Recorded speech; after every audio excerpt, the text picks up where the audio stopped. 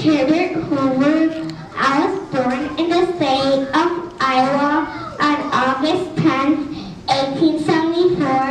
I was the 31st President of the United States and served from 1929 to 1933.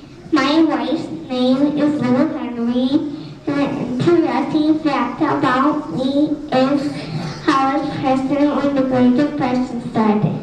Many people lost their jobs, homes, and didn't have food to eat. It was a very difficult and sad time.